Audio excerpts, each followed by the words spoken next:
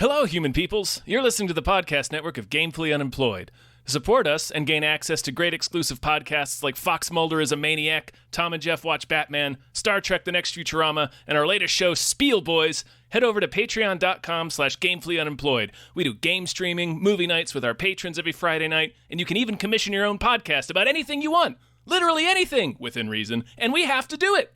You are quite frankly out of excuses not to go visit patreon.com/gamefullyunemployed. That's patreon.com/GAMEFULLY unemployed, which is spelled like it sounds.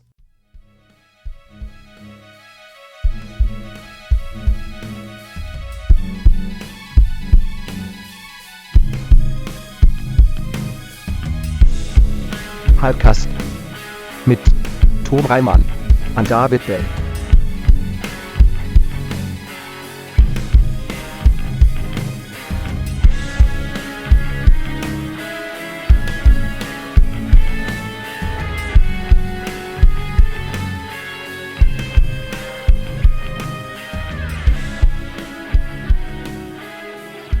Hello, everyone. Hi! What an episode of Hypecast! Hypecast! It is the show where we get hyped about stuff and things. I'm your co-host, Tom Ryman. I'm the other one, David Bell. Michael Swaim, filling in the silence, as I hope I was supposed to do. Howdy, fellas. You are. Hey! Nice. Hi. Crushed Thanks it. for being on. My pleasure. So happy to be here. So hypey to be here. Oh, how are you? How you doing? Hyphy? I think I'm hyphy. That's a thing, right? Sure. It is now. Oh, the kids are saying hyphy. They're When you're out on hyphy, the streets saying hyphy. It's when you take both of your parents' last names. You're hyphy. Never gonna die. Like Joseph Gordon-Levitt. Oh, yeah. My partner and I are talking about legally changing our last names when we do have kids because it's dumb either way you go. Like, I don't want to dominate. I don't want to colonize the namespace. They don't want to colonize the namespace. Hyphenating, it's like the tragedy of the commons, right? Because then what if my kids hyphenate and what if they hyphenate? We don't need 42 names.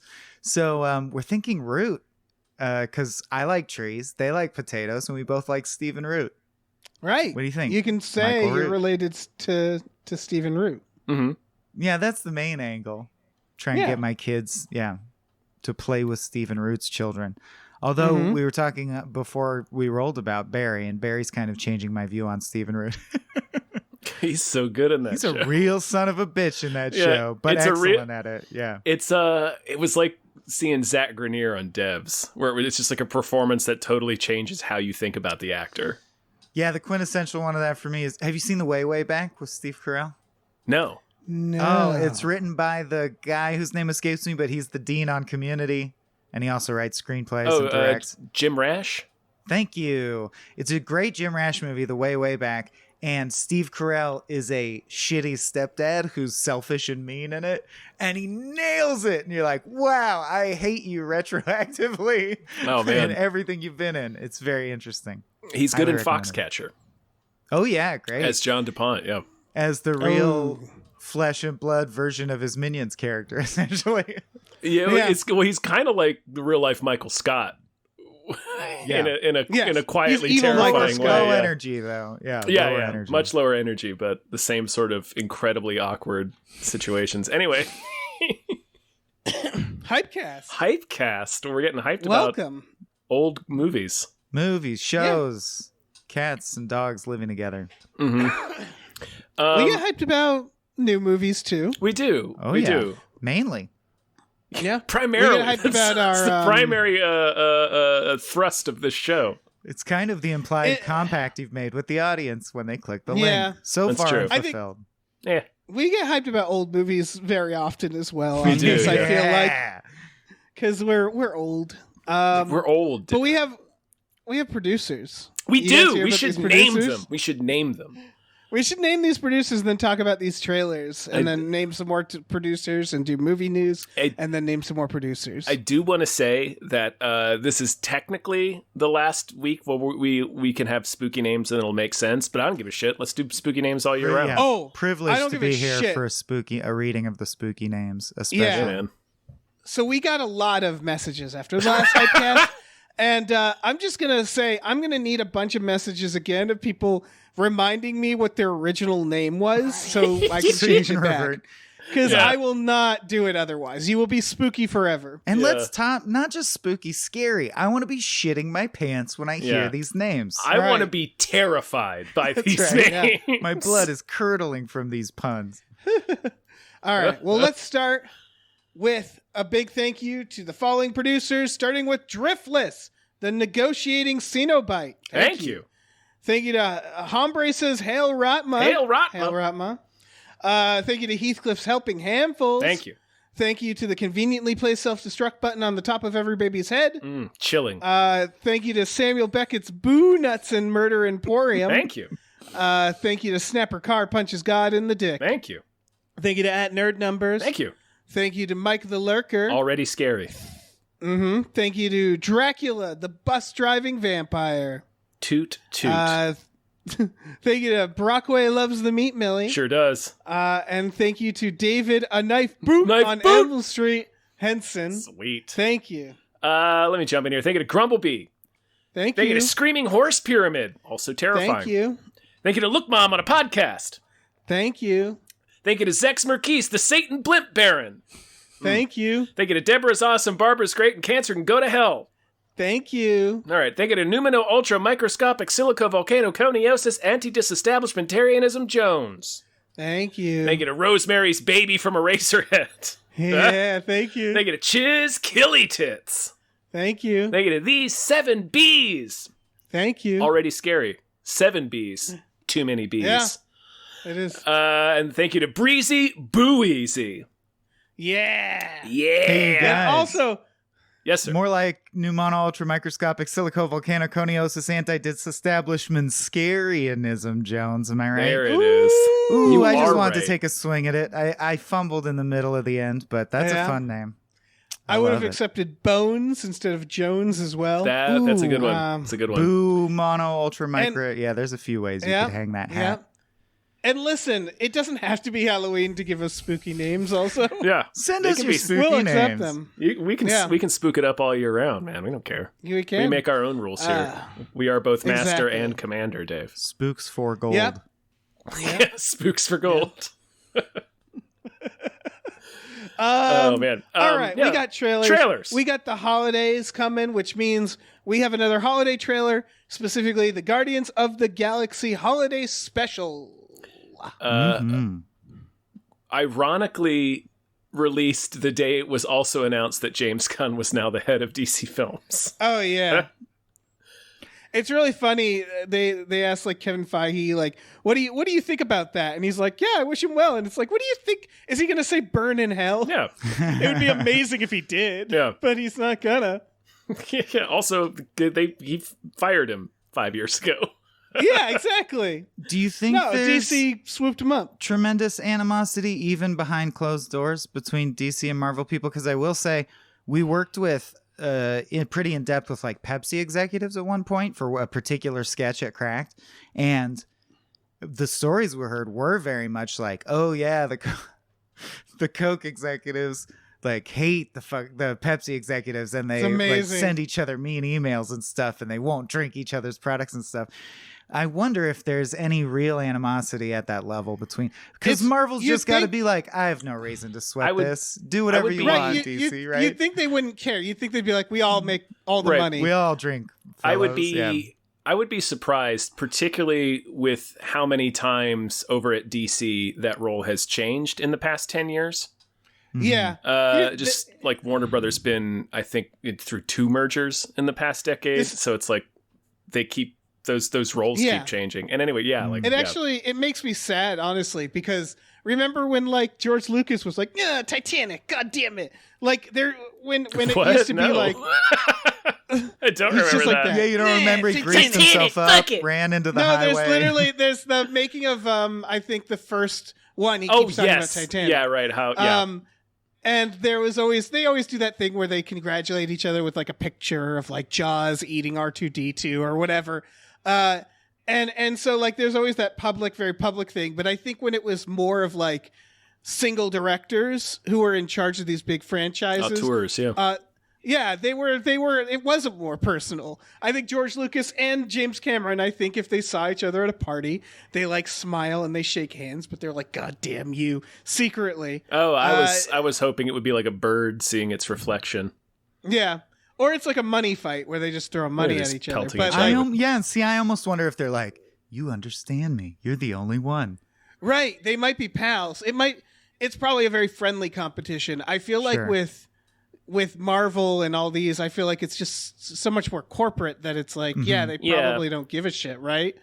There's also like actual like violence and death involved in like the Coke and Pepsi rivalry. Right. That's true. Yeah. And like, so I imagine like industrial espionage is a bigger like. Yeah. I also imagine if these entities have existed for hundreds of years, there's just a lot more bad blood. Yeah. Right. When they're like empires. But it's cool to see James Gunn cross over. It feels like he's now the rising star of all comic book discourse, which is like the primary discourse right now. So good for him. I think you could do worse. Yeah. Oh, for sure. But what do you guys think about this trailer? I'm actually kind of into it. It looks fun. Yeah, I think it's because there's no stakes here. It's just fun. Yeah, it's just a frivolous little holiday special. They go home to try to get Kevin Bacon as a Christmas present for Peter Quill to cheer him up. Kidnapping Kevin Bacon is a delightful idea. Always a fun romp. I think it depends where they dial in the level of irony for me, which is super tough now because we live in such a postmodern multiverse environment. Like, I mean, I guess the Star Wars special, they knew that they were doing something counter to the franchise, right? Like, I mean, that even had its own level of irony or sarcasm. But at this point, obviously, like the people making a Guardians of the Galaxy holiday special live in the history of the Star Wars holiday special, and the idea of like people will watch this ironically or knowing that, wow, it's funny that they went that far. They broke the format that much. Or so, you know what I mean? Imagine it. I think my enjoyment will depend largely on how much they Adult Swim it, how meta it is. Yeah. You could go too far or not far enough in that dimension. Or if it's like an earnest feel-good Christmas special, I don't really get a clear picture from this. So I'm just assuming it's going to be in line with the other Guardians of the Galaxy stories, which have always been B+ to me. Like, good. Right. Those are good. I keep getting bummed out about this. I'll be bummed if they have to like fight someone like a superhero. Like, I'll be bummed if they feel the need to make this a superhero. Is it going to be just another installment of Guardians though? Yeah, that's a big question. Right. For me. Like, if Marvel they can't stop being like, well, you better make it that. But something tells me it. I mean, I've said this before and been wrong, but something tells me they won't do that. And that it might. I assume this is only like an hour long. Like, I don't think this is feature length. I haven't looked that up. I would assume. But I assume it's like a fun little thing where it's like it won't play into the canon. Like you won't, if you don't watch it, you won't be able to follow the third one. Because I think it's just like Star Trek The Voyage Home, where they just go to Earth and they do a bunch of fish out of water stuff and a bunch of Earth jokes. Peter Quill will be like, doing a lot of jokes about, having not been there for a while and catching up and trying to figure stuff out. I assume there'll be a lot of that, right? Some kind of mistletoe misunderstanding where he tries to kiss someone, then he has to explain the tradition to an alien. Yeah. Right, and it's like shooting fish in a barrel, I would say, in terms of writing something like this. Like, yeah, just picture Peter Quill trying to explain Santa to Drax. That's an entire scene. That would be funny enough. Peter Quill, picture Peter Quill going to like the just modern Earth, being a child of the 80s. Yeah. Just being like, what is all this, not understanding like the internet and shit like that. There's just a lot. There's a lot there that they can work with. So I'm hoping it's just a lot of fun when they kidnap Kevin Bacon and then accidentally kill him. I'm hoping they accidentally kill him. I don't think they got a Weekend at Bernie's him through there. Yeah. See, that would be fun. But you reminded me of a question because we were talking about Star Wars Holiday Special. At what point I think about like when Scooby-Doo would meet celebrities and the Star Wars Holiday Special where it was like ironic but also not quite. it was kind of just of its time. At what point doing something ironically do you just do that thing, right? Because Marvel has been doing a lot of these like weird specials and like trying to branch out, and it's just Disney, right? It's just they're Disney characters at this point. They're Mickey Mouse. There's no specific canon to them. Like it's starting to feel like they're gonna live on forever.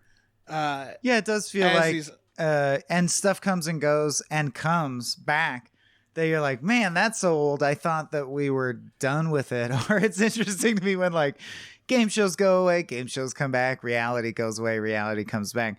I do feel like media is just a giant dune worm getting digested and shat out, in the sense that we process through edgy, like underground indie style alt irony versions of deconstructing everything. And there's people who get stuck in that mode and do that forever. Like, since we're comparing holiday specials, Scott Aukerman, who does Comedy Bang Bang, right? He directed the big fat Valentine's Day Michael Bolton special, and it's weird, right? It's doing twists on, as you'd expect from comedians who run in that circle. It's doing like Between Two Ferns style deconstruction of and deadpan versions of what you'd expect from. Whereas this, I'm expecting Marvel friendly humor, Disney friendly humor and jokes that might still be meta, or in the sense that they recognize the history of holiday specials, but I expect it to be pretty earnest. And I just think that's a thing you get. Holiday specials are now so ingrained that you get every flavor. Whatever media entity you're working with, what do they put out? That's what they're going to put out. It's just going to have tinsel on it. Part of me wishes it's completely earnest, because it's like, I don't need it a meta thing. Like, just, do it like it's a Peanuts holiday special or any other holiday special. Just do it. Just do the thing, you know? Yeah. I wish it had earnest in it. I truly mean that. Oh, man, yeah. Most movies. Dig them up. Most movies would benefit from Ernest P. Worrell. It's true. Yeah. All right. Well, on the subject of Marvel, we have this new trailer for Ant-Man and the Wasp, Quantumania. Boy, I just can't tell any of these apart anymore. Yeah. This is They're all so small. Yeah. They're sucked into the quantum realm. The quantum realm, which just so happens to look exactly like the Thor cosmic realm. They're so good at it. It's such a mundane magic trick, but I love that they went, so there's this universe, Marvel universe. And we're like, that's awesome. It has like action figures in it. And they're like, actually, it's just one of infinite universes. You're like, wow. And there's superpowers and mutations and magic and cosmic magic. And you're like, rad. So we're done, right? And they're like, nope. If you shrink, there's dimensions down in there too, bitch. Right. There's just so many realities in Marvel. There is, but bouncing off what you said, Tom, so many realities. What are the odds that they all look fucking same? The same. You'd think they'd have like a creative spark here, where they'd be like, we have so many universes to work with, but they did the safe thing where they saw how well Thor Ragnarok did, and they went, okay, everything be like that, and it's really bums me out that it's just we shrunk and look, it's got spaceships. It's a new randomized assortment of weirdos that look really cool. Yeah. But it could have done something new. There was that one shot in the trailer where they do show off the weird costume design. And again, it's not to besmirch any of the craftspeople, because objectively, the set deck and the costumes are the highest caliber that there is right now. But I thought it had, just defending it a little, it had a little bit more of a sinister vibe than the world in Thor Ragnarok. I thought they looked a little Cenobite-y.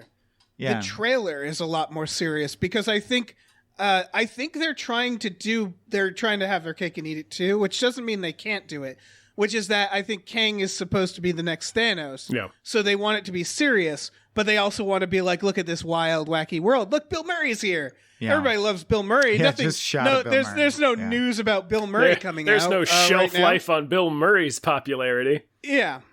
And so I think they're trying to juggle both of those things, where they're like, this is the big villain, but also we're going to have fun. And also people pointed out, it looks like Shark Boy and Lava Girl. It sure does. Like the aesthetic. And I know it's a trailer, but I would say the CGI isn't great, and I think Marvel is so saturated with CGI now that they're also the it's worst. Starting to, I'm sorry, finish your thought.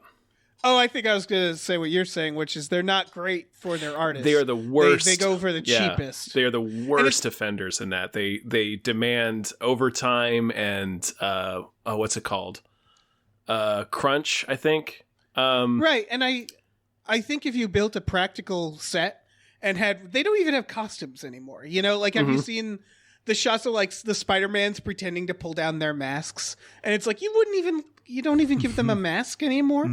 And I think it's because there's so much CGI. Like, if they dialed it back, then they could actually like afford to do good CGI, right? If they were doing less of it, I don't know how CGI works to be honest, but I assume less of it means you can spend more money on what CGI you have. Yeah, they're notorious for having these huge projects with lots of demands and lots of last minute changes, and like if you fuck around with their timetable, you're like, hey, look, like this is a lot of stuff you're asking to change, and this is just we can't turn this around in this time. You get blacklisted. You get blackballed by Marvel. Right, exactly. So it's like, they're terrible for the effects industry. They're not getting people's best work. No, that's all what. That said, I've never hated an Ant-Man. They're all pretty fun, and this one it's the same director. It looks wildly different. Penned by Jeff Loveness, who did a couple cracked sketches, which is pretty cool. Oh, hey, that's cool. Yeah. What I was gonna say is, I liked the other Ant-Mens as well, but sort of what I liked about them was how smaller the stakes were. Like, this is now they've becoming been shrunk, Tom. I know, that's true. They're literally small stakes. Because like the first one's kind of a heist movie. The second one is like kind of like a family like adventure movie, but it's still like the stakes aren't huge. And then in this one, all of a sudden, it's like Kang is conceptually one of the. Yeah, it is reaching for same tone as Avengers all of a sudden. Yeah. Right.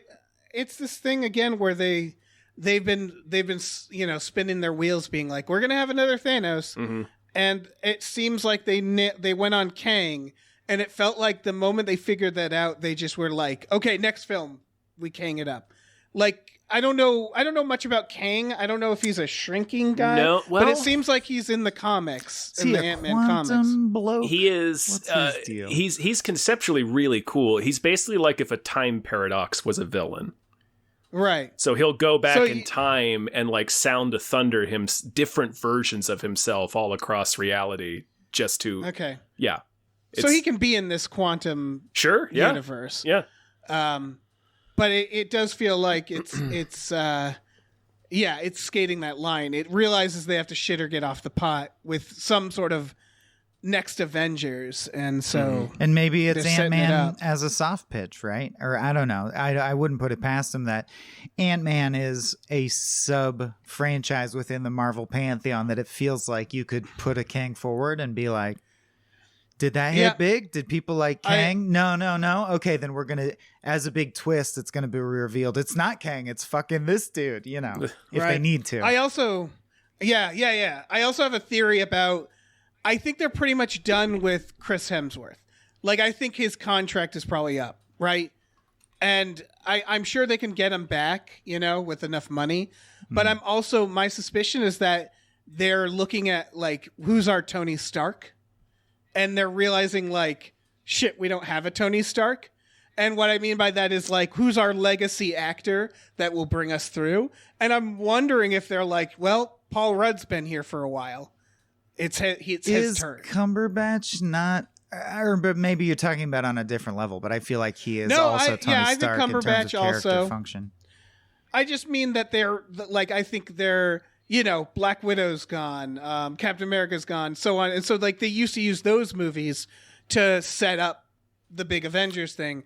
And now it's like, okay, well, Paul Rudd is going to be more front and center. He might not be the guy, but, like, they it's are trying to find that, like, the guy. That's for sure. Because, it's like they're finally going to see, they've been stretching the end out. is there a second beat of this giant money train that controlled all of media for for 20 years? Right. Like, is there a second beat of this? Can we make that transition? I think we'll find out in the next few years here. Yeah, and I think they need to they're going to give the same way they gave Captain America and Iron Man and everybody all these serious arcs. They realize like, oh, we should probably do that with Ant-Man and like get him into a place maybe where there's like an arc to complete, because he hasn't really had one. So that's my guess. And maybe they'll pull it off, or Yeah, I don't know. maybe not. Any other thoughts? Because this was a problem with Age of Ultron too. This is just my last thought. We already know this movie doesn't matter.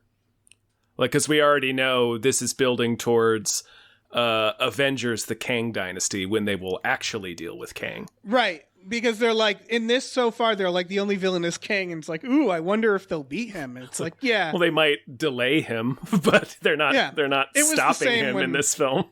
Yeah, that's the Marvel issue through and through. Is that like I still remember during the snap, everybody like in the audience gasped, and I'm like, some of these people have like movies lined up in like a couple years. What are we upset about here? Yeah. Well, I will say I do want a quick addendum is that I think this one actually could still matter more, certainly narratively, because it's not a different villain, it's Kang. So it's like, oh, this will give us more, like it's at the very least, it'll be establishing the character and kind of pushing, like developing that narrative. Whereas with Ultron, we knew that Ultron was only going to be in that movie. So it was like, well, he doesn't fucking matter. Right. So, here's some more stuff I just want to say. I think Kang's going to kill someone in this one. Oh yeah, Michael Douglas. I think it's going to create... Yeah, Michael Douglas, I think it's going to create a revenge arc for Ant-Man. There's also a lot of talk of like Ant-Man's daughter, and there's a lot of like new generation young women Avengers that are coming, that are popping up. And so they might be setting up that like a teen girl squad, which would be quite fun. Psoriasis. Are birds like an answer to the Birds of Prey? Yeah, something like that. Yeah. And that's neat. So yeah, I sort of take back what I said about it being Ultron, because at least this has characters that we know are going to be important. Right. They're, like Michael said, I think they're planting a lot of seeds, and they're seeing which one grows, which I'd rather them have a plan, but I mean, maybe they do. You want to talk about this next thing? Yeah. The main event, what we're all here to talk about? Yes. A Man Called Otto, starring Thomas Hanks. This is like that Jack Nicholson movie, right? With Helen Hunt. Which one am I thinking? Yeah, as good as it gets. The Departed. As good as he's like, I don't care for people, and then someone's like, I'm gonna get in that heart of yours, that he cold gets heart. a cat and it makes him want to be a better man. Yeah. He gets a cat and some neighbors. Every line of this that they actually dispensed made me lose further interest in it until it was just like through the floor. Because, and this can be done. I love Tom Hanks. This like grumpy old men. You know what I mean? That's funny to me. That movie works on me. I just rewatched that movie a couple of weeks ago. It's pretty sweet.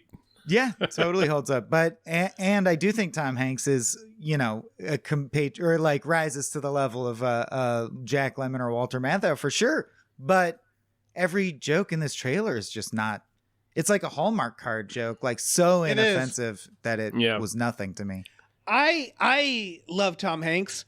I didn't buy him as grumpy for a second. No, he's too Tom Hanks. Yeah. And everything he said, it felt like pretending to be grumpy to play like a game with a child, if that makes sense. He's like, oh, don't pull my ears. Oh, you pulled my ears. I should like, turn this car around, you brats. Yeah. Yeah. It felt just very, it's Tom Hanks. He's too good. This is by the director of World War Z, by the way. I just want to throw that one out. Incredible. Maybe some zombies will show up. Is he wearing a false nose? He might be. It looks like a Gandalf nose. Yep. He also directed Finding Neverland, if that makes it make more sense. He also directed Quantum of Solace. Sweet tone. Well, now he's all over the map. Now I don't know. Yeah. Yeah, I had a weird note in this, which was just that there's a cat in this. And like every time you hear about cats on sets, they're always difficult. And like, can you imagine being the trainer being like, looking at the cat like, listen, it's Tom Hanks. Did you please? Did you notice something about the cat in this trailer? Oh, is it CGI? It's a digital The cat cat. It's a digital cat. It wasn't always, not every shot. I'm but that makes pretty a lot of sure. sense. That makes so much sense. I'm pretty sure it's digital in each shot. Really? Yeah. All right, I gotta look at the trailer. I'm pretty sure. Because that would make the most sense. Yeah. Because otherwise, can you imagine Tom Hanks on set having to wait for a cat? Like, it's just like, and the trainer sitting there like, you're fucking embarrassing just like me in front of screaming Tom at Hanks. this cat. Yeah. We gotta get like, paid. Yeah. Tom Hanks is costing us so much fucking money. I hope it's a digital cat then. Yeah. And I feel like Tom Hanks would, because he has to protect that nice guy persona, he would just be like, no, don't worry. No, it's fine. You know, I Right. get it. Whatever you need to do. Then you step away and he just whispers to one of his people. And you're like, oh, we're so fucked. This is so done. Yeah. I'm fired. I'm looking at shots and I do think the cat is digital. You're right. It's very I good heard digital. that they just attached fur to the baby from American Sniper, actually. Right. Mhm. Right. Yeah. That's the best way. Roll that little piece of shit around in there. I do think there's some shots. I think the shots, I honestly think some of the shots where like the cat's in a box, that's a non-digital cat because it's like, yeah, you just stick a cat in a box, film it for a half hour and you're good. I don't know. It looks digital to me, but either way, yeah, I had the same reaction to this trailer where it's just, I Yeah. like Tom Hanks. I don't dislike this premise as tropey as it is, but like this trailer is nothing but the tropes. And they're not, It's a huge trope. they're not, and like Michael said, they're not even particularly well executed versions of the tropes. They're just the thing. So there's like no point in this trailer where I laughed. No point in this trailer where like, Even went, oh, that's interesting. Nothing yeah, like I that. just don't, like I'm sure it's going to be fine. Like it's Tom Hanks. There's usually a baseline of quality unless we're talking about that movie, The Circle. Right. But yeah, I can't, like I'm never going to It's watch cute. this. The movie is terminally cute. Yeah, I would you know say. what? I'm not going to say I'm never going to watch it because this is 100% a movie you go to see with your parents when they're just like, let's go see a movie. And you just want to find something that's Exactly. like not offensive. They should just say that in the trailer. They should be like, this holiday season, you're going to be seeing movies with your family. And this is a movie you can watch. Yeah. It has no sex in it, no swearing, nothing upsetting. It's Are you Tom allowed to Hanks see- in and a there's movie just you full can see with your penetration. parents. Are you allowed to see violent or sexy movies? No, because of circumstances. We've got you covered. This holiday season, Tom Hanks will babysit your parents for 2 hours. It's 2 hours past. That's about that. You know, it's interesting because The Burbs is cute and quaint and corny, and yet it still has multiple moments where Hanks gets to put in, like, I hate to put it this way, but like an SNL style, like he goes ape shit or like fights with a stuffed cat. I don't know. I just, from the trailer at least, I don't even think this is going to have that, a thing where Hanks does anything. Used to be a lot more. Yeah, he used to be a lot more feisty. I don't think Tom Hanks is a comedic actor as much anymore. No, it's definitely he definitely started as a comedic actor. Yeah, and he was a lot more, I guess, edgy. But like, yeah, he's older. He is old. You know, he's doing the old people roles. But it would be fun to see him do like a comedy again. Well, I think he has it in That's him. what this That's ostensibly what is. this Yeah, Phenomenally, but you know what I mean. Yeah, Like a real comedy. yeah. The Burbs is interesting too because that's like Joe Dante, so you got sort of that going for it as well. Yeah. Yeah. All right. We can move on. Well, next trailer is Fleishman Is In Trouble. Is this a TV series? Yes, What is this? This is a limited series, I believe, on FX. Okay. And it's about life and love and everything. It's the Great I had American trouble with series. Yeah. Yeah, I had trouble with that was because I was like, well, what is it about? Yeah. Please just tell me. If I don't know if I want to watch it. This trailer is confounding. It's got a great cast. It's got Jesse Eisenberg, Lizzie Kaplan, Claire Danes, and a fourth person who I'm blanking on. But it's probably very good. It seems to be about two couples having sort of a midlife crisis, and then Claire Danes, who is Jesse Eisenberg's wife, disappears.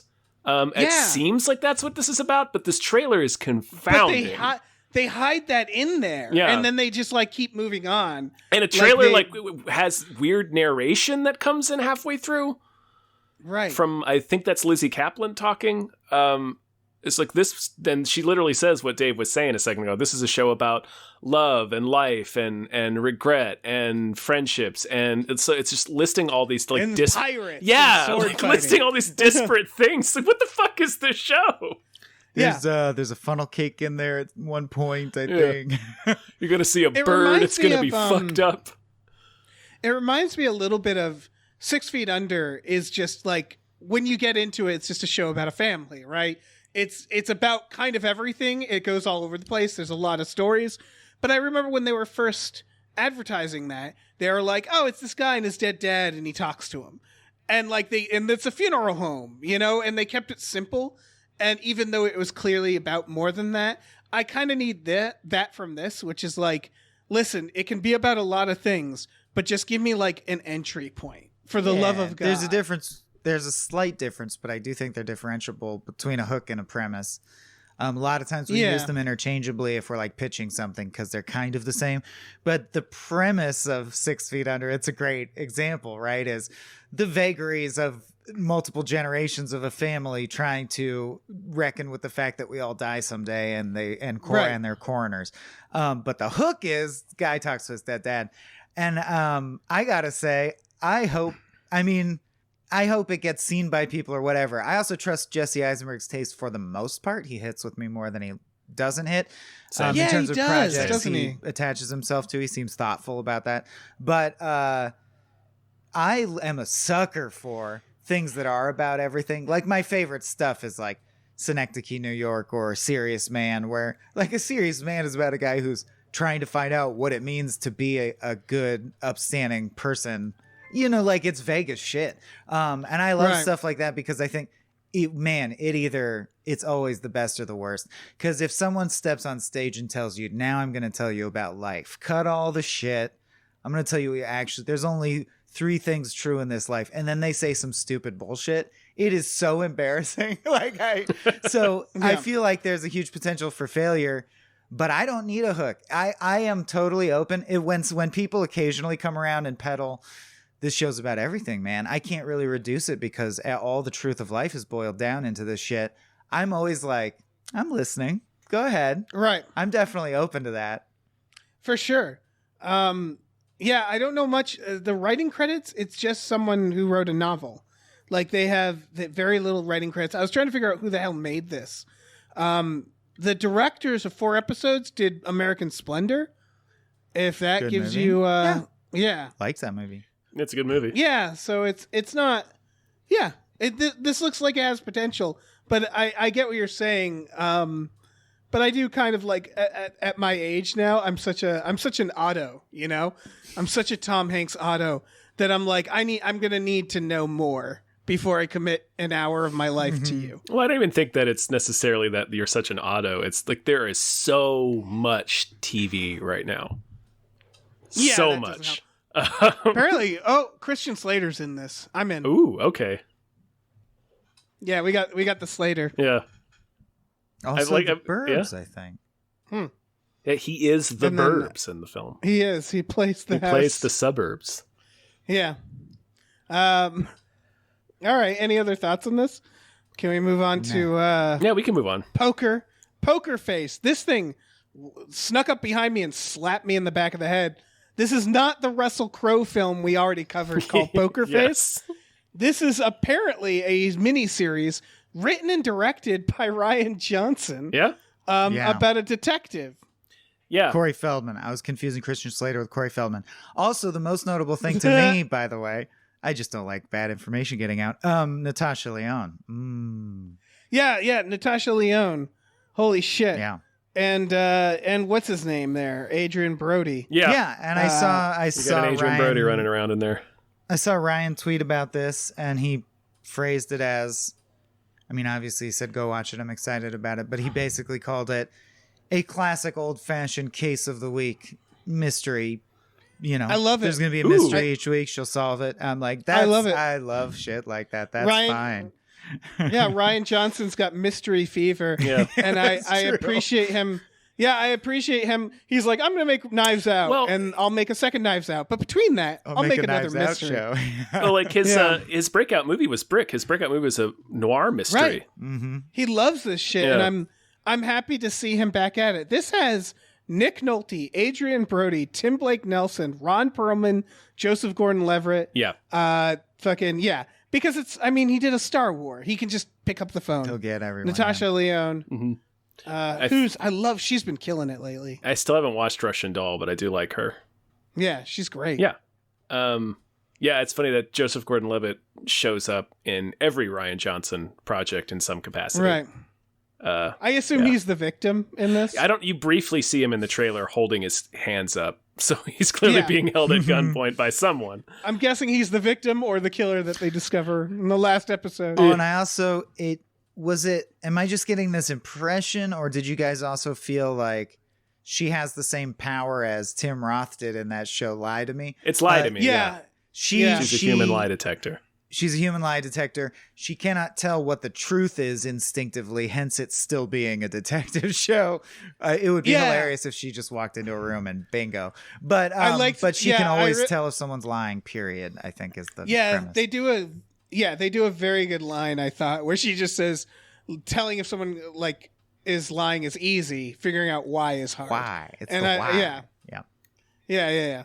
It's I don't know. I hope this is really good, and I hope they make a bunch of them. Yeah. Because I need this. Yeah. Fucking give me all the procedural mystery shows. I don't care. Give me another Murder, She Wrote. Yeah. Yes. Dig her up. Dig her up. Man. Well, here I I'll once actually got- say this. Oh, go ahead. Oh, sorry. I'm not a huge fan of procedural when there's like a mystery a week because they tend to be bad. Right. The mysteries tend to be bad. Yeah, they're not as much fun when it's one a week. Yeah, but a give me season-long the killing. mystery, yeah. Yeah, the killing where you do one a season. Yeah. The Twin Peaks of the worlds. Yeah. We can move on. The Pale Blue Eye Woo! with Gillian Anderson and some other people. Yeah. But Gillian Anderson's here. Well, it's Christian Bale in another Gillian Anderson. movie by Scott Cooper. Yep. Another movie about With Edgar Gillian Allan Poe's Anderson. Robert Duvall. life in the military and how Timothy he actually has Spall. to solve or help solve like a murder. And Edgar Allan Poe. And Edgar Allan Poe, of course, as himself. Yeah.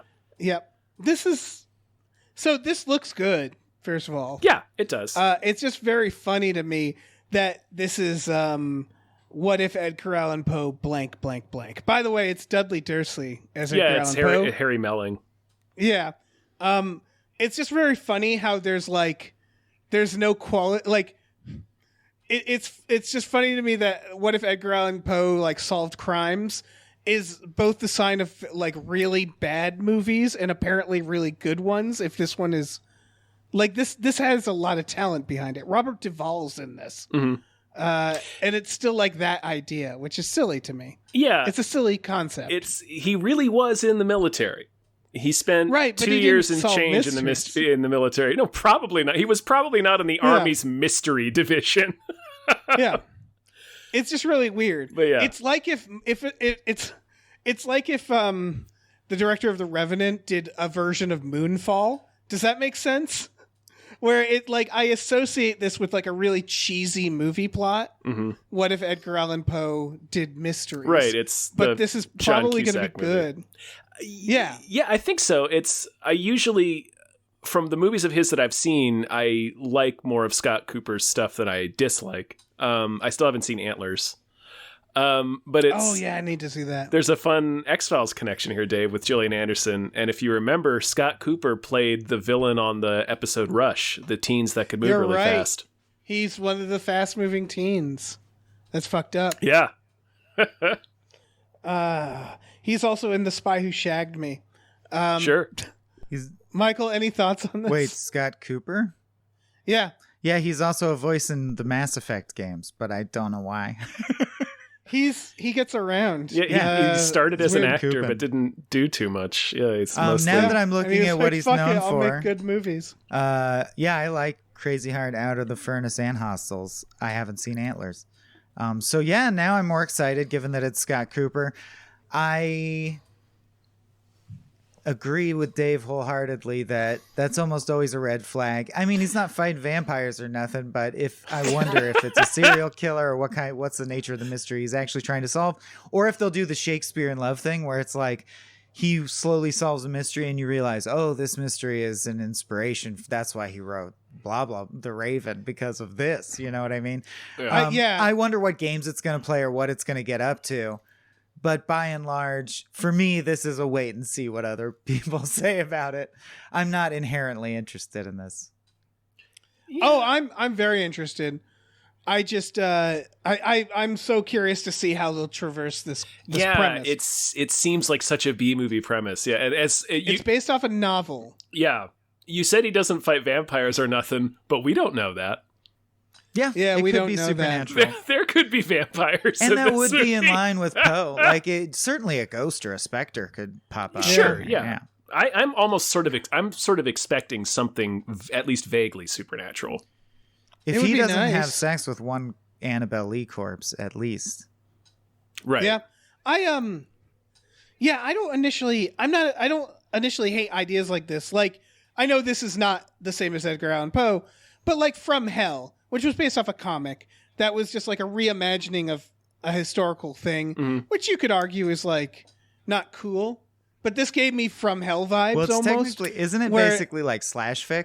Because it's like, what if Sherlock Holmes hunted Jack the Ripper? Well, it's not. It's not Sherlock Holmes. They do a fictionalized. Yeah, they do a fictionalized version of the real detective for Jack the Ripper. Yeah, and and it's the Hughes brothers. The fucking Hughes brothers did that film. And it's based on one of the theories, on one of the more supported theories of who Jack the Ripper might have been. So it's not like totally out of the blue, but yeah, I see what you're saying though, Dave. That it does feel like that. Yeah. Yeah, and the thing that makes me excited for it is I really like that vibe, and I can only describe the vibe as gritty, Sleepy Hollow, which is already gritty. Yeah. But you know what I mean? Where it's like, they're like Tim Burton characters, gritty. But like, it's British gritty. But like grittier. And I like that. I like this gothic vibe. And it's very like, blue, I kind of want to everywhere. live in it. It's very snowy. Yeah. I would say that there is a distinction, because I wouldn't really call Sleepy Hollow gritty. It's more like gothic. It's more like Tim Burton. Yeah. That one feels like more like a Hamer picture. Right. But you know what I'm identifying, where it's like top hats and fancy. But outfits. also like gray and sad. Yeah. It's like Michael Mann filming a fucking gothic. Yeah. I love that aesthetic, and we don't get it enough. And I think this might be it. Mm-hmm. This might have that. So I'm into it. Yeah. It's coming to Netflix, so I don't even got to drive nowhere. Right. On the exact same point, this next trailer is for 1899, which is like it's the people who made one? Yeah. The thing, everybody has told me to see Dark. Yeah. And I need to see Dark. I desperately need to see Dark. This is and it's from the people who made Dark. Yeah, from what I believe I heard this, so this might be incorrect, but I thought I heard that Dark was like an unexpected hit on Netflix, and so they gave these German filmmakers a basically like carte blanche. Okay, make something else that's cool, and this is what they made. Right. I believe that's the story. I think I saw some of Dark. I'm looking at the trailer now. I totally started watching Dark. I need to finish watching Dark. Yeah, I'm like a few episodes in. But it is dense, and maybe not quite as dense and esoteric as something like Primer, but it's one of the few things I've watched in a long time that did remind me of Primer. And if you're not familiar with that, it's like, it was a movie made, I know you guys are, but listeners, movie made by a math professor, and it feels like it. Like, it's still interesting, at least to me, but so complex, almost needlessly technical. And so like Dark, and in this trailer you can already see there's a lot of systems, a lot of symbols, hidden codes. It's like True Detective kind of, but I feel like, and I haven't seen the end of Dark, so I hope this is true, but it feels like there's even more world building that actually connects up. Like, I think the cult is concretely a thing, and it looks really cool. Super dark sci-fi fantasy. I love that kind of stuff. I love that shot of the woven the like there's like a whirlpool of waves that are woven together to form a like eye-shaped tunnel toward a light. I don't know what it is, but it's intriguing. Shit looks cool. Yeah. It's hard to tell. Like the poster has it's $18.99 with a triangle, and there's like triangle buttons, and they print out these triangles. Stone pyramids. The poster has a triangle, and, but I have no idea where this could take place. Oh, and then there's no way to know. It suddenly cuts to just like an old-fashioned pneumatic like computer server sparking with electricity. It's interesting because when it starts, I totally thought it was. Yeah, originally I thought it was about, or Wreck of the Edmund Fitzgerald, like a scary boat trip. Then it seems like it's about a mutiny on the boat, and then you realize it's going to be all that plus time travel and cults probably and time portals travel and shit. Which is I awesome. I hope they run into Mulder. And there's a mutiny They happening, which fucking is great. might, Dave. Mulder might drop out of the sky. This. No, I'm into this. The only thing that gives me pause, and this is a personal thing, is it's one of those shows where the entire show stops being a show if they get away. It's a Lost. Yeah. And what bugs me about those shows is that it's every season. It like if they try to tease it. It's what really bugged me with that Adam Scott one that they just did, where they Severance? keep teasing. Is that what it's called? Severance. Yeah, where without spoiling it, they keep teasing this idea of like maybe they'll get out of this, and it's like, yeah, and then the show will be over. So don't even put that like. Why are you making that a plot point? Like, I hate it when they make that a plot point where they're like, we got to get out of here. And it's like, gee, I wonder if they will after season 1. And I tell it's you, like, no. My favorite shows of all time do something consistently, which is they make that big offer, and then in your face, like in defiance of your expectations, they follow through on it, and the show changes fundamentally and moves forward. That would be amazing. And would be amazing. We were just talking about a good example. Like I find Barry does this pretty frequently, where they every do a big season offer, so far, and you're like, that can't happen because the whole show would change, and it does. And it does. That thing happens. Yeah, that's the Like, sign. That's a sign of good writing. When they're not afraid of that. in The Good Place, and yes, couple. Yeah. So like this, I was. This could change. Like this season 2 of this, like we've said, there seems to be so many things involved, like time travel, wormholes. Season 2 of this show might not have a boat in it at all. Right. Also, or they just find a good way to make it interesting. Because again, I hear Dark is really good, so I kind of like. I don't trust them because I don't know them enough, but like maybe they are going to be like, look, they're going to be on this boat, but guess what? We're going to keep changing shit up to such an extent that it'll be interesting. Hopefully, again, like I remember getting like I binge watched Lost, and I remember after like season 4 being like, so do they want to get off the island anymore?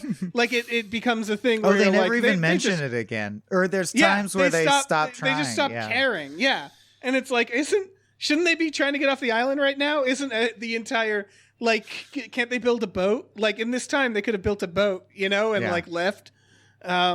It's Hermes asking, didn't we used to be a delivery company? Right, exactly. Or they do the same joke on The Simpsons, but I'm pretty sure at one episode Lisa asks Homer, Dad, when are you going to work? Right. What do you do today? Yeah, what was the last time you went to work, or something like that? They make jokes about it all the time. Right. Yeah, so I don't know.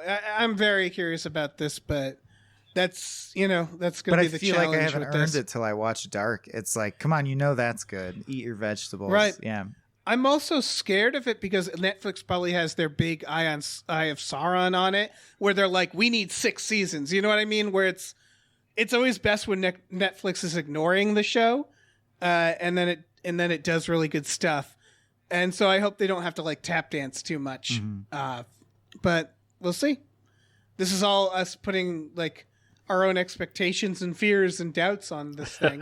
It looks good. The trailer looks good as show. shit. Yeah, that looks great. Yeah, I love me some haunted old timey ships. Yeah, and sci-fi fantasy horror. Yes. Oh yeah. Next trailer is for Garcia! !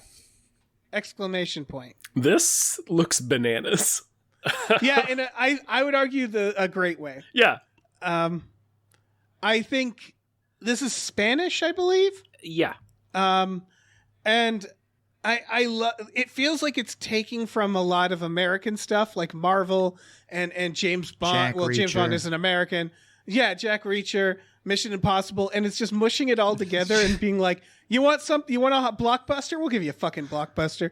I think this is a TV series, though. I'm not. Yeah, it's a TV show about I this. also love that Oh, go I'm ahead. not aware, so I don't know the context of this character, and I still don't really. It seems like the bad guy was unfrozen or something, but as far as Garcia himself, they say, I always knew you'd come back, Mr. Garcia. And all I know is that he always wears an identical suit, and he has a bunch of them. And he's a guy that goes around in a suit, and he solves very serious problems. But I'm like, is he a spy? Is he a soldier? Is he a mutant? He's just Garcia, bro. I think he awakens from some pyramid or something, take like care of a business, special tomb that they build for him. I think it's gritty Austin Powers. It Like, kind I of think looks he's- like it. Yeah. Yeah, I think he's like a James Bond figure who got frozen and now he's trying to get with the times. Because they make jokes about how he doesn't understand that coffees have different kinds of milk now and stuff like Right. that. Yeah. He was like frozen for 60 years, but he also appears to have super strength. So I'll tell you the synopsis. A cryogenically frozen super spy from the 60s is thrust into modern day Madrid. Well, literally, So- if you change the last word of the sentence, it would be Austin Powers. That's amazing. Yeah. So, yeah, I mean, I hope I get to see this. I want this inside of me. It's coming to HBO Max, so you will be able to see know. it, Dave. I know it's for me. It's about like, will I have the time? Will I have the time to watch this? Yeah, it just looks fucking like I don't know what. Good It palate looks out of its cleanser in mind. between episodes of 1899. I'm just gonna Yeah. I'm gonna goober those two together. I think. Yeah, why not? Yeah, it looks very tongue in cheek.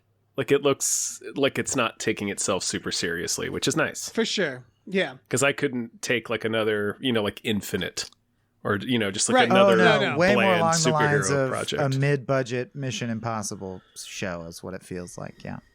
Yeah. I'm into it. Yeah, All right. it earned its exclamation point. It did. So her final one also should have had an exclamation It really point. should have. This is Oh yeah.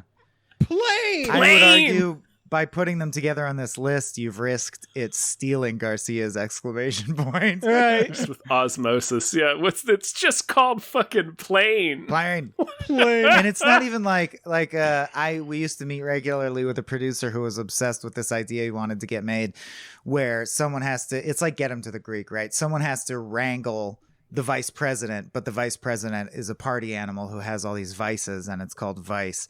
And I bring this up because this doesn't even try for that level of anything. It's just called Plane.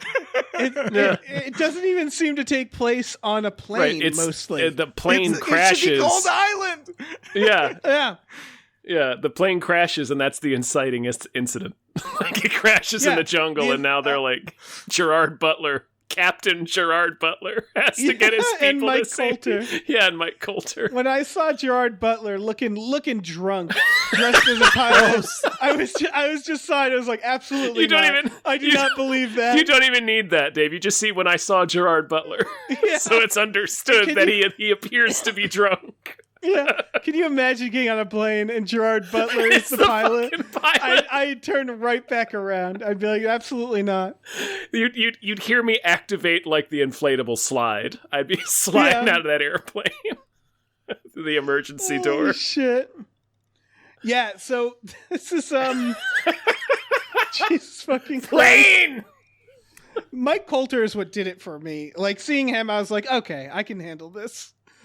Because he looks like it's a lot of movies too. Yeah. Jerry Butler is a pilot, inexplicably. A badass And pilot.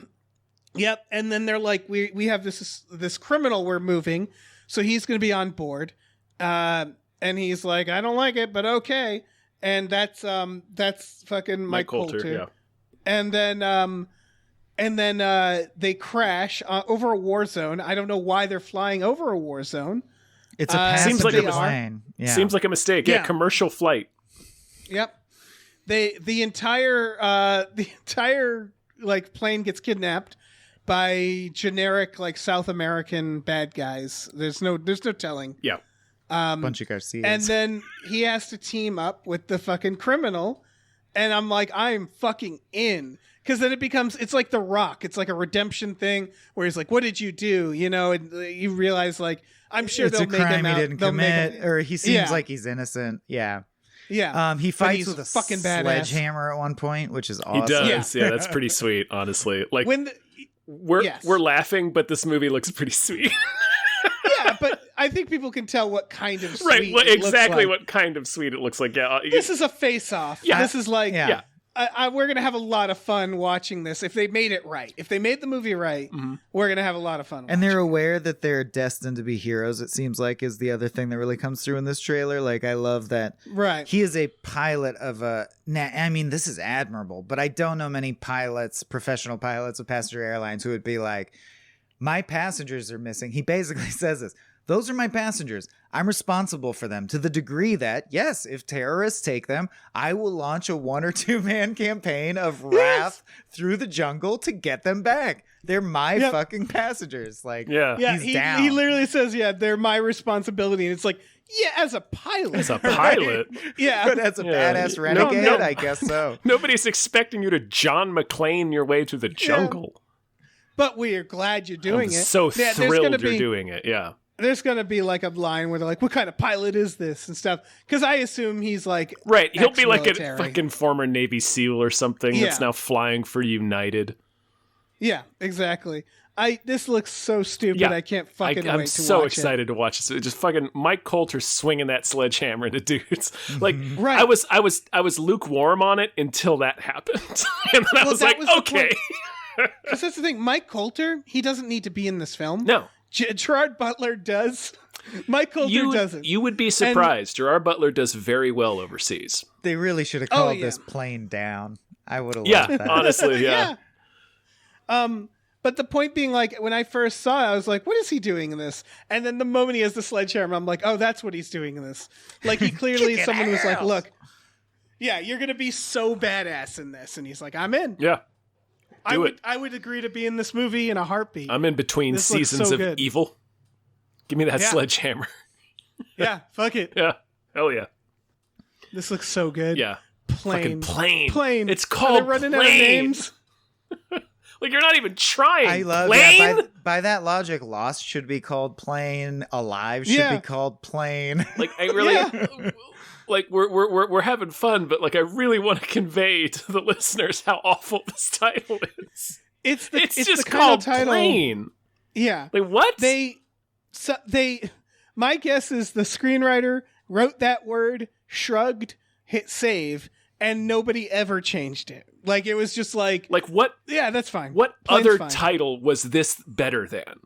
Yeah. Like, some string of executives all decided, yes, Plane, this accurately conveys what this movie is. Yeah. Maybe it was originally titled just Gerard Butler Action Film number 26. Yeah. You know? Drunk Pilot. Drunk Pilot. Oh my God. When does this come out?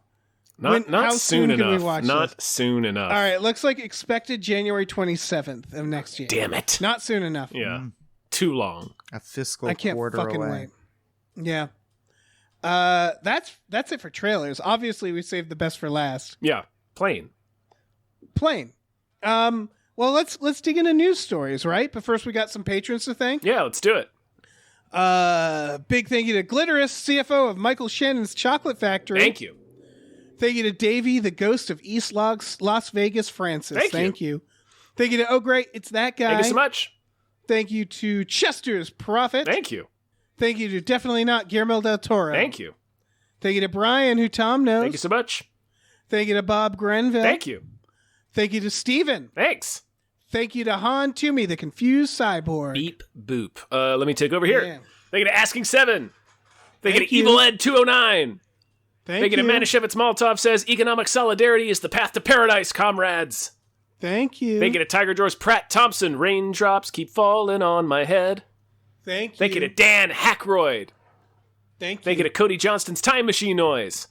Thank you to Pete Vorpagel. Thank you to you. follow viral TikTok superstar Jason Pargin on TikTok and buy his new book. If this book exists, you're in the wrong universe. Woo! Thank you. And we have confirmed that this is not Jason. Don't make me make up spooky names for you and hack into your accounts and then mail them to my friends Tom and Dave. Those names weren't spooky enough. There was not a high enough ratio of spookiness in those names, in my opinion. That's fair. That's true. I challenge the listeners to spook it up. Spook it up. The spooky tank was running dry there. Mm-hmm. Well, we sort of talked about this already, that James Gunn and Peter Safran. We don't have to talk about it anymore. I honestly don't think so. There's not much to say about it. Yeah, we just said, except for like, good for them. Yeah, or like superhero movies are not my favorite thing going on, but of the DC movies, James Gunn has consistently made the best ones, so they're putting him in charge. That all checks out. Good. Yeah, Great. I think it's very funny that James Gunn, he's like the non-toxic Joss Whedon in the not in the style, but in the sense that like it's just clear that like when in doubt, they're like, just get James Bankable. Gunn. He knows how to do it. Yeah. And like it's very clear what happened at DC. There was a falling out. Everything fell apart, right? And that's part of this next thing is that I guess the new Green Lantern series is being redeveloped. So like clearly they just hit the reset button. They're just like, you know what? I hate all this. Let's just get fucking James Gunn to like. Yeah, it has. To, like, go ahead. It's very funny because we talked about this forever, where it was like they need someone in charge, right? That was the whole problem with DC movies, is that they all feel like they're all over the place. For a while, there was Zack Snyder. Yeah. But then, like, he clearly wasn't... They clearly didn't want him to be in charge, you know? He was like... They probably wanted him to at first, but then they were like, okay. Right. And they never had a singular voice puppet mastering it, you know? Yeah, they never had a Feige. Yeah. And now they're like, okay, fuck it. I think James Gunn. A lot of it has to do with the merger and the new boss, you know? Yeah. But yeah, it's James Gunn is certainly light years better than putting Zack Snyder in charge of all of your comic book movies. Yes. It's like he was... I'm glad they dodged that bullet. Yeah, he was, you know, a good pick for Watchmen, but probably not for every comic book movie you guys want to make, so... Yeah. Here's what makes me sad about this. We won't get any more James Gunn movies. Exactly. It was the same sadness when Peter Jackson made Lord of the Rings, when I was thinking like, oh, but you'll make horror films again, right, Pete? And then he never did. Or Sam Raimi doing Spider-Man, which luckily he went back to horror. I want James Gunn to do a fucked up weird... I want him to make another trauma film. Fuck it. Like, I wish James Gunn... I assume this is going to take up all his time, you know? Probably a lot of it, but you never know. Yeah. That's how it goes, right? We've all experienced this, where it's you do good enough, you become a manager, and then you don't get to do you stop doing things. Yeah, I kind of feel like I'm in that position right now. But there was an interesting story, I think last week, with an interview with Kevin Smith, where somebody, whichever outlet it was, asked him about doing a Marvel movie, and he's like, "Oh, no way, I would never do that." And the response that got all the headlines was, he said, the fandom's a little too treacherous for me. I don't want to wade into that. Right. But the thing that I thought was more notable, that I wish would have been the things that got all the headlines, was like immediately after that, he sort of like, he kept talking about it. He's like, besides, they have 1 million people making those movies. Like everybody's making Marvel movies right now. Nobody's making if I'm not making Kevin Smith movies, nobody's going to make Kevin Smith movies. Like, so exactly. I want to make Kevin Smith movies, so I'm going to do that. It's like, I feel like that gets lost a lot now, when it's like the past 10 years, we've sort of pushed fandom to be totally just surrounding these huge franchises, and everyone's it was so great to see Diego Luna and Gael Garcia Bernal and MCU and Star Wars properties now. Isn't that great? It's like, well, yeah, I mean, it is good, but I also like because those guys were like known for doing these like serious indie dramas and stuff. So it's like, well, maybe kind of would like them to see them do more of those movies too. But yeah, anyway. It used to be, I remember when Raimi got Spider-Man, and I remember being excited because I was like, they're going to make Spider-Man Sam Raimi style. And they did. They did. And that used to be what the excitement was, is that the director would bring their uniqueness to the thing. And now whenever they're like, hey, this hot new director is now doing a Marvel or a Star Wars, I just think of this monster swallowing them. Yeah. Where it's like, oh, so they're not going to get to do their thing. And if they love the money too much, we'll never see them again. And that's such a bummer. It's not even if they love the money too much. It's in a lot of these situations, it's like they get signed to like multiple picture contracts. Right. It's like, well, this is all they can do for like the next 6 years. It's going to be this. So right. Anyway. And it's a bummer. And or I bet really in some cases they like the people or find it an easy working environment. Like I bet some of them just enjoy it. Like it's a smooth operation, I'm sure, by this point.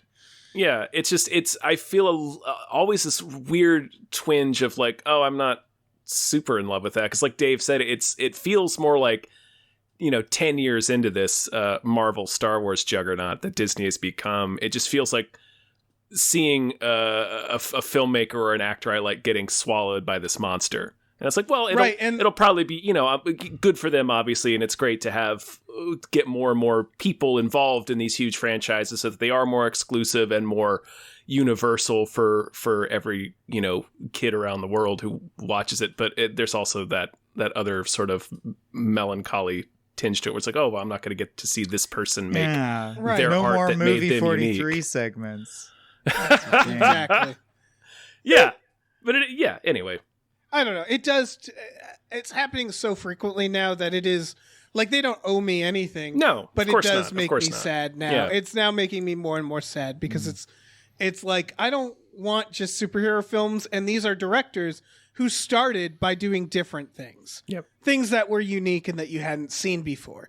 And then they're like, all right, I've done that. I've been rewarded by doing the things that you have seen. Now it's the same with Rian Johnson, where it's like, that's why I'm loving that he's doing like, even though I don't love Knives Out, I'm like, good for you, Right. Like I'd rather see that than Rian Johnson Star Wars trilogy, right? It's like exactly. I'd rather see you guys make the movies that made you unique instead of like the Walmart of movies.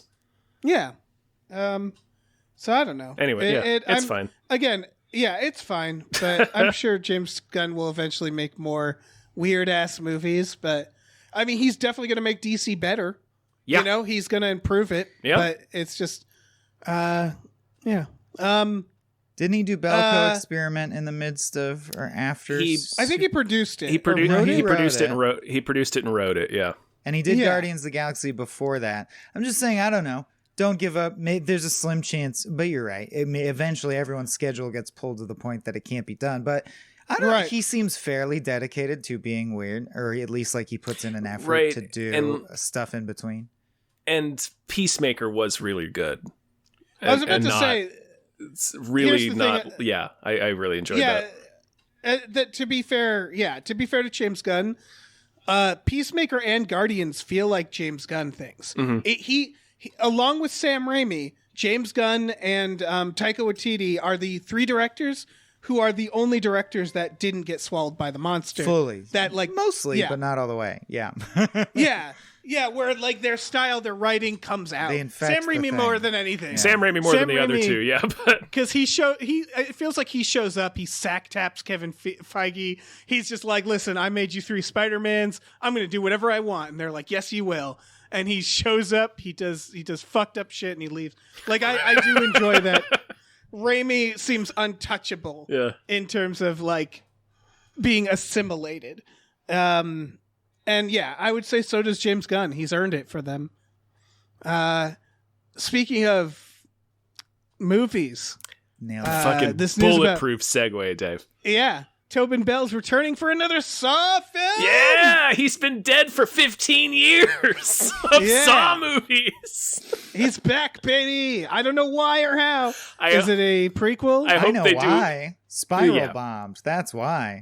Yeah. Right. I hope they do another. Remember when they put a little backwards hat on him for one of the flashback scenes to make him seem younger? Yeah. I hope they do more of that. He was licking a big multicolored lollipop. He's got a giant hat and big bow tie. Comes skateboarding in. God damn, I'm so. Yeah.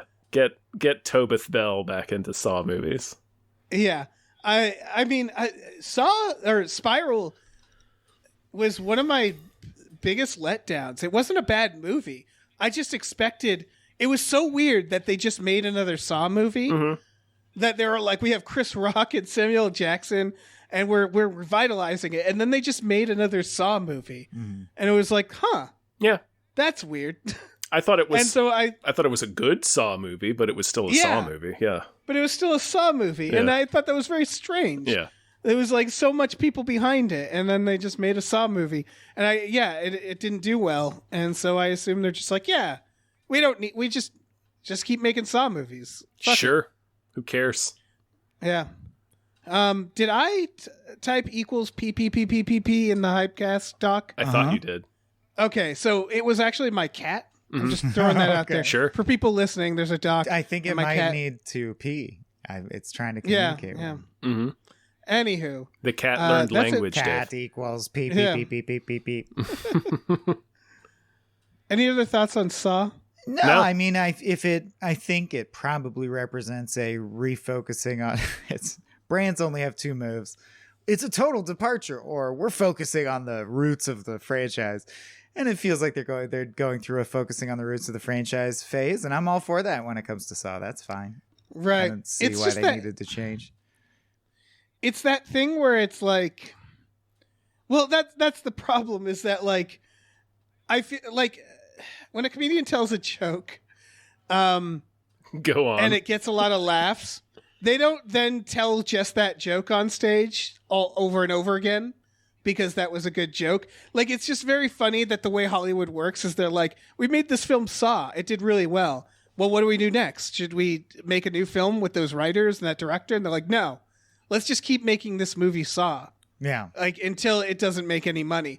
And that's so funny to me, because Saw is not a film that really feels like it should, like, they do it with horror more than anything, obviously. Right. Where they're like, let's make 20 of these. Oh, in The Purge, they have to stretch further and further to justify the premise because there's no reason for it to be so long. Yeah. And it's very funny to me that that's what they decide to do.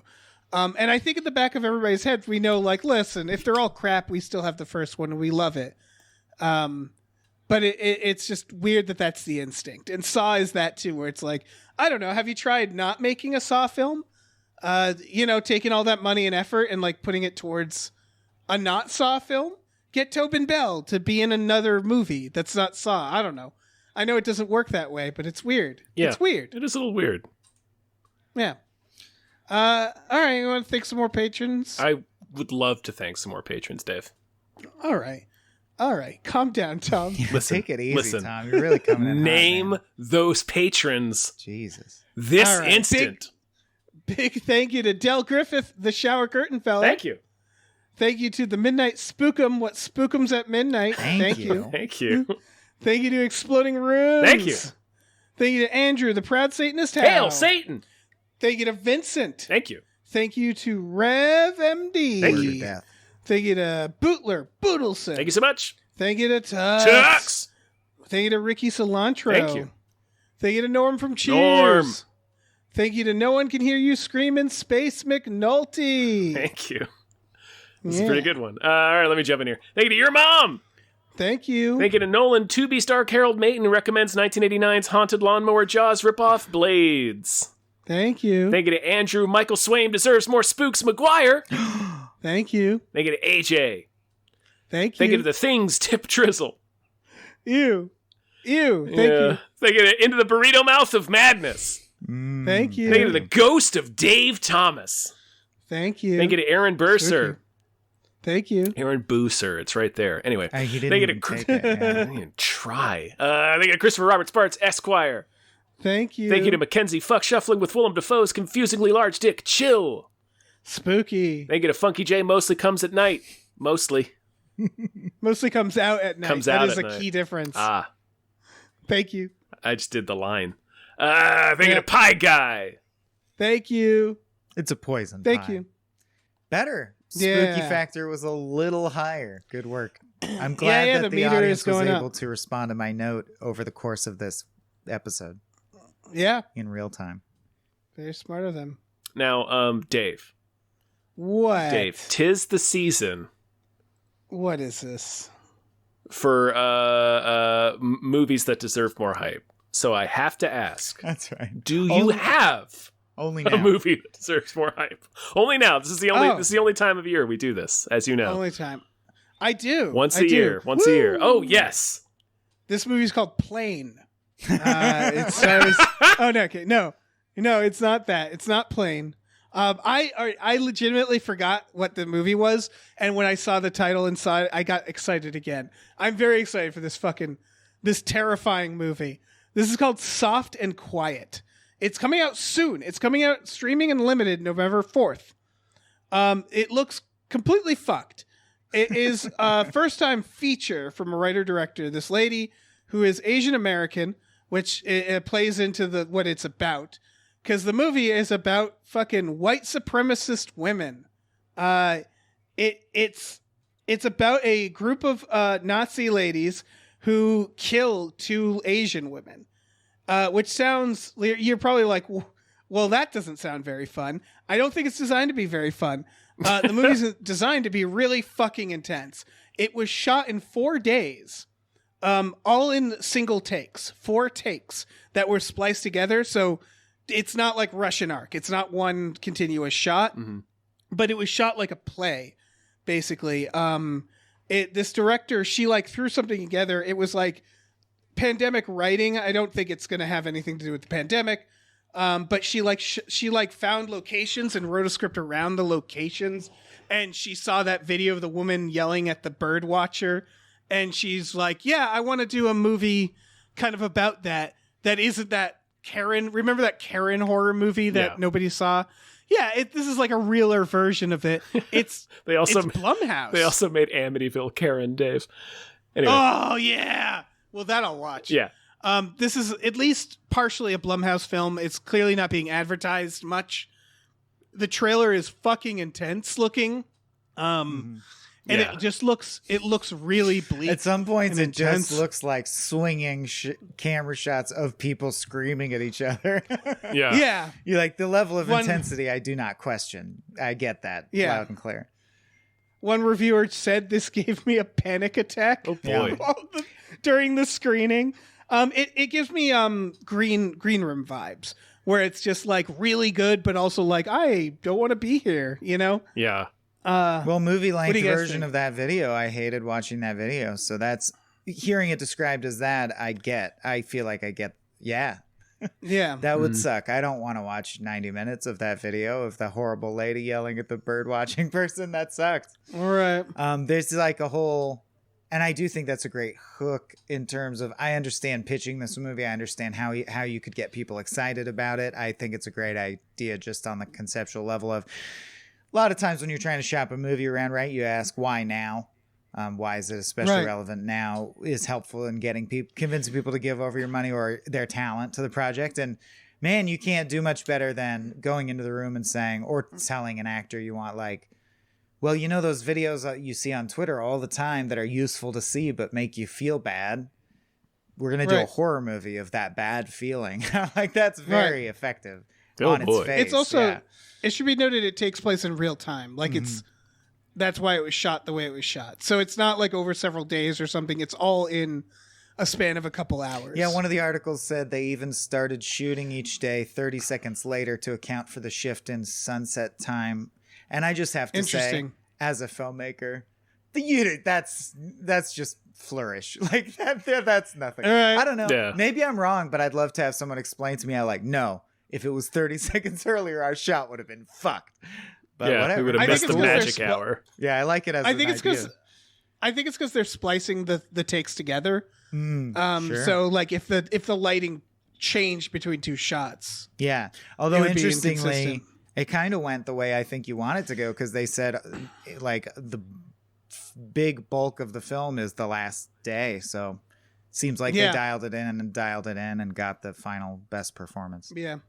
I'm guessing the whole point is that because the name of it, Soft and Quiet, they say it in the trailer where it's like clearly these Nazi ladies being like, we have to be soft and quiet to get our message across. The idea that they want to infiltrate with their message and they know they have to be nice to do it. And I think it's about the escalation, right?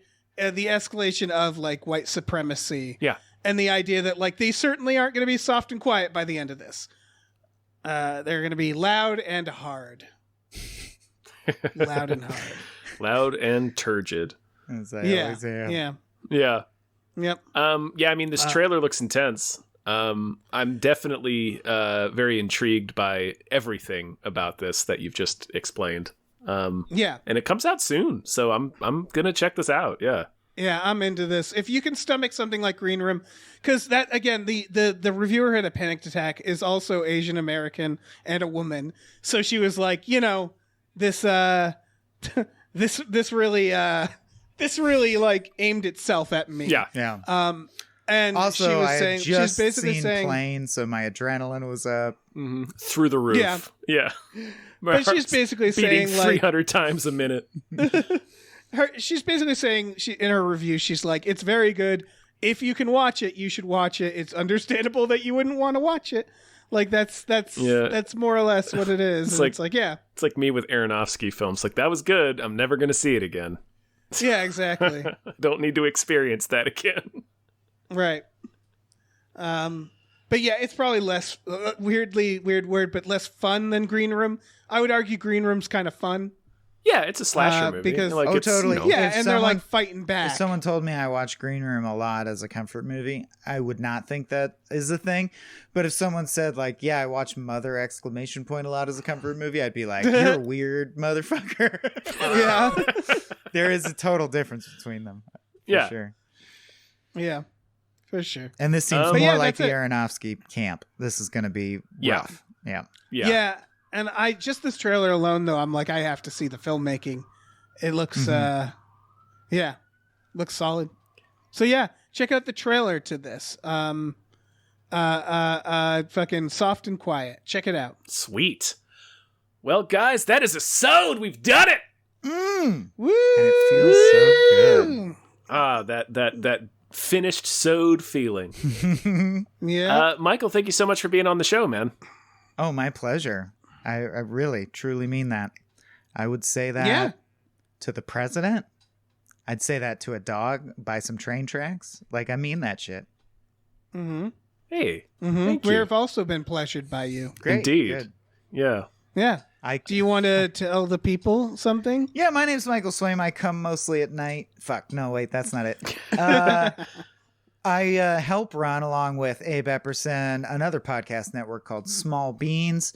You can find our podcast wherever you find podcasts. We've got a Patreon as well where you can find bonus podcasts or watch movies with us on Monday nights.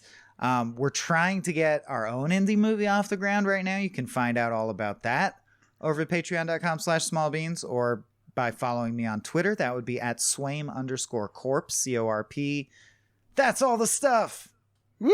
Woo! Yeah, thank you for the opportunity. Always welcome. Or always pleasured by you, like I said. Yeah, this is almost too professional. It makes it sound like we aren't really friends outside of this. For the record, we're going to go I play know. video games together right after this. So Right screw after you, this. listener. Yeah, We're yeah. friends. And listen, we also we so on the Gamefully Unemployed Patreon, patreon.com/Gamefully Unemployed, we do some podcasts with the Small Beans. We do Star Trek: The Next Futurama and Spiel Boys, so you should check that out. You should check out Tom and Jeff Watch Batman and Fox Mulder is a Maniac. Those are all available for $5 a month. We also watch movies with our patrons every Friday night. We will watch Plane. We absolutely will watch We Plane. are gonna when it watch comes Plane, out. yeah. Yep. So check all that out. We also have a store. Head over to gamefullyunemployed.com where you can find a link to our Teespring store where we have all kinds of cool original artwork and designs you can get on t-shirts, mugs, stickers, posters, all sorts of things. So check that out. Yes. Slap your soft, quiet peepers on that.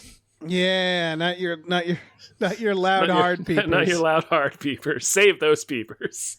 Yeah.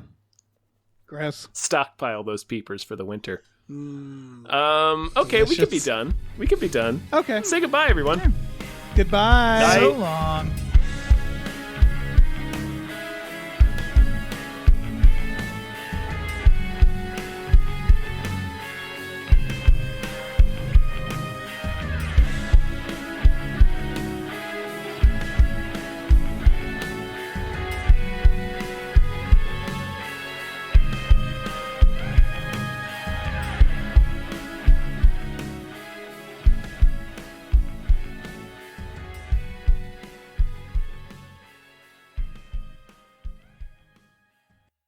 Our music is produced by Chris Corlew.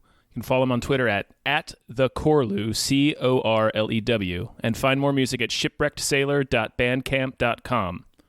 Our channel artwork is produced by Michael Vincent Bramley. You can find more of his artwork at instagram.com/mvbramleyart. Our episode artwork is produced by Justin Brown. You can follow him on Twitter at @JustinTBrown and find more of his artwork at artnessbyjustinbrown.com and justinbrown.info.